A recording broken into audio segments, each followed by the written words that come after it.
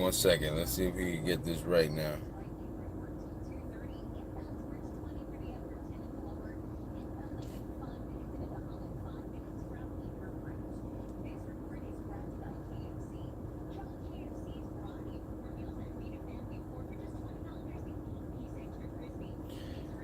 All right. I think it should be good now. So we'll do it again. Uh, First, Kobe, you got your 300 credit card. Slow your brakes a little bit. You don't need 10,000. Um, think of credit as a bridge. It's a bridge to financial acquisition. Whether that's a house, a car, a business loan, whether it's helping out others, whether it's investing in the stock market and you want margin, regardless of what it is, credit is a bridge, and it's a bridge to financial acquisition. You take the wrong step in building that bridge, the bridge comes down. Now you got to rebuild the bridge. Um, so you're in a good spot. All right, you're in a good spot. Starting with a clean slate, take the right steps, build your bridge right, and you should avoid a lot of pitfalls that unfortunately we in the minority community have to deal with. Right. So let's get into it. So first thing I want you to know is knowing your report, your closing, and your due dates. Okay. Your reporting date, that's the day that your credit card reports to the credit bureaus, to all three. Your closing date is the day that your balance, whatever your balance is on the end of that day, is what's gonna go to the credit bureaus on your report date. Now, a lot of credit cards now, they do the report date and the closing date. It's all in one. So it'll end your statement and report that balance that day to the credit bureaus. So it's important to know that. And then the other date is the due date, and that's obviously self-explanatory. That's the day that you need to make your payment by before you get any late fees, right? The reason why the report date and the closing date is the most important is because that's what's going to go to the credit bureaus, and that's what's going to affect your credit utilization rate. That's what's also going to affect your credit score, and that's what's also going to affect how much interest you're charged on your outstanding credit. So that's why that's important to know. The credit utilization. Credit utilization basically says how much of your available credit you are currently using. Generally, that's going to be based off of your credit cards. Your installment loans, which is student loans,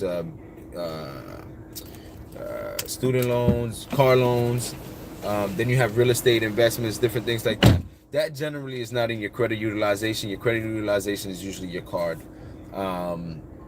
It's important to know that because you want to be between 10 and 20% if you have to be in any range. Okay, if you have a zero utilization, 0 to 5, that's ideal. But if you have to use your credit, you want to be between the 10 and 20. And why I say that? Because that shows the creditors you're low risk. That you're not depending on their credit, but you have it and you can manage it well. When you get to the 50, 60, 70% range, you're high risk. 100%, it's like you're not in control of your finances, really, right? So credit utilization is very important to know, and that's going to change for each credit card you have. Your score is going to change a couple of times a month. So if you have 3 credit cards and your report date is on one of them the 12th, the other's the 20th, and the other's the 28th, that's 3 opportunities a month that your credit score is going to move. Whether it's going to move in a negative direction, positive direction, or even stay put. It's 3 opportunities. So you have to understand each report date and how each is going to tie into utilization rate. Important to know that because that should determine your spending habit, how you use your card, what day to use your card. It's important to know that, if today is your report date and you want that PS4 game, it might make more sense to buy that PS4 game tomorrow. So that way you have a month before the credit bureaus find out that you used your card for that purchase, and you can pay it back and they'll never know, which in turn keeps your utilization rate down. So it's important to know your report date, how it ties into your utilization rate, and how that's going to affect your score on each occasion a month, every month. Okay.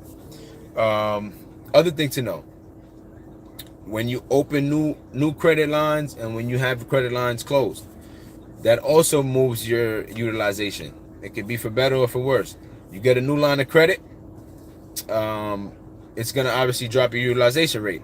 Why? Because the credit you have now, you just got more credit and you haven't used it, so your percentage is down. Now, if you get an account that's closed on you, then now that can push up your utilization rate, and it can push it up pretty sharp, depending on what account was closed and how much total credit was taken away from you that you once had. So it's important to pay attention to your opening and closing of accounts.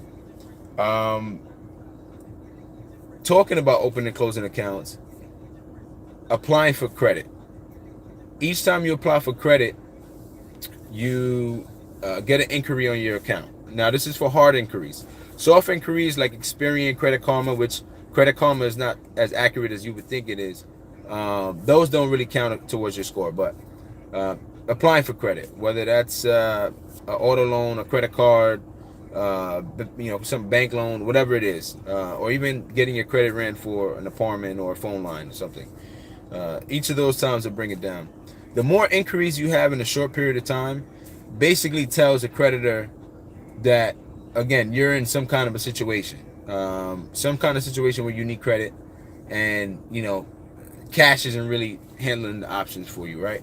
So you want to be easy on applying for credit, and you want to understand your credit picture before you apply for credit, because it should help you decide where you should go apply for credit and where you shouldn't, because you don't want to go apply for a $10,000 credit card with no credit history, because that's going to put an inquiry on there. It's probably going to put a rejection on there, and now, because you do want a credit card, you're going to apply for something that you could get, and now you're going to have 2 inquiries instead of 1. So you want to be always on top of your situation and understanding where you are, what you're eligible for. And sometimes you'll have surprises, but it's better to be surprised than to overreach and be denied. Okay. Now let's talk about rebuilding credit. When you're rebuilding credit, you want to analyze your situation. You want to understand what's in front of you.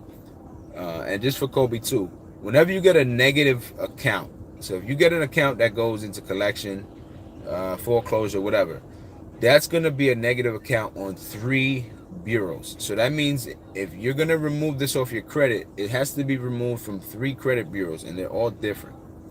So you want to understand how many negative accounts you have, what type of negative accounts: collections, judgments, foreclosures, repossessions.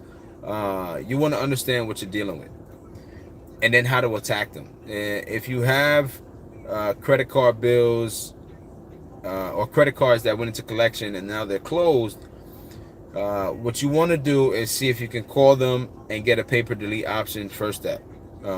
If they're not with it, then you want to start challenging those accounts. Well, let me backtrack.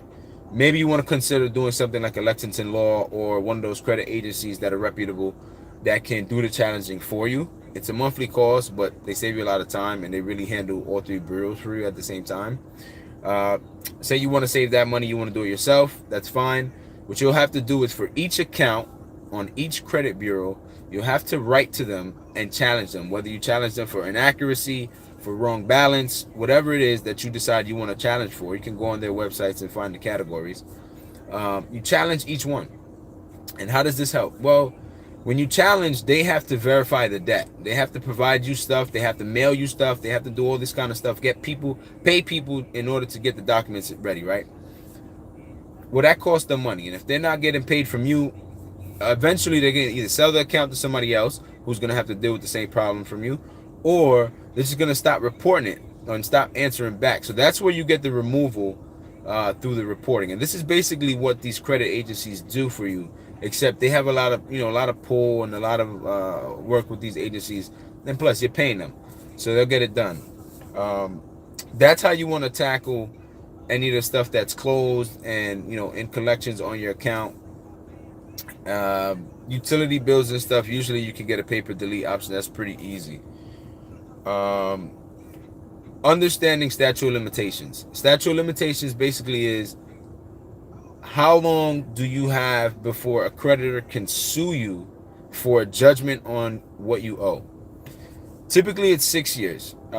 Each state is different, or each jurisdiction is different. You have to look into your credit card contract and look at where they're located at their headquarters, and then then you can Google the statute of limitations for that jurisdiction, right?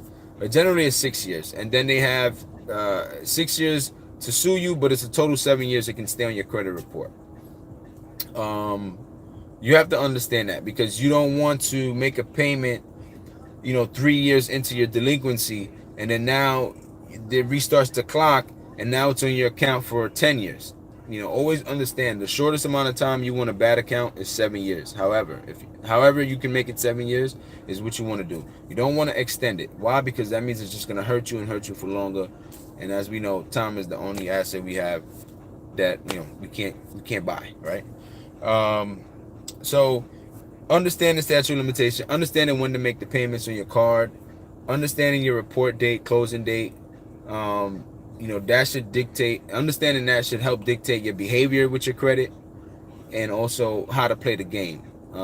When you understand how it moves every month, you understand how your spending affects it, you can be better with it, and you can build a bridge and get to your financial acquisitions. Lastly, if you do have bad credit and you were able to remove some accounts, look into a secure card. Maybe $300, $400. Capital One has a pretty decent one that I started with. Use your secured card. Play the game with that. Get your report date right in your calendar. Get your due date right in your calendar. Set up a monthly payments on how you're gonna do your due date. Every month, send money at a certain day that's going to be before your due date, and preferably before your closing date. So that way you have two impacts. That way you have the impact with making your payment on time. You also have the impact of changing what's reported to the credit bureaus. So I would say, all in all, I think these are some pretty good tips. One other thing, making a minimum payment. Making a minimum payment is fine if you're in a pinch. And you're not really needing credit in the immediate future, because again, every month you have the opportunity to move your score. So if this month you're in a pinch and you just want to get the payment out the way, that's fine, send a minimum. But maybe next month what you can do is send a larger payment right before the report date, and then for the due date send a minimum. So if, for example, you plan to send $50 this month, well, send 25 before the report date, and then send 25 as the minimum due. That's going to have a better impact on your credit score than sending $50 on your due date, because when you pay by your due date, typically you pay after your report date, and then you have a bunch of expenses that come between the two reporting days, which are outside of the due date windows. So that's why it's important to know this stuff. It's important to know when you're making decisions of buying. So Kobe, if you want to get that PS4 game, Spider-Man, do your thing. Just make sure if you buy it on the credit card, you buy it the day after your credit card reports, and you pay it off the day before it reports back again. All right? Or at least make some kind of payment before it reports back again on that balance. All right, man? All right, cool. Hope it went through this time.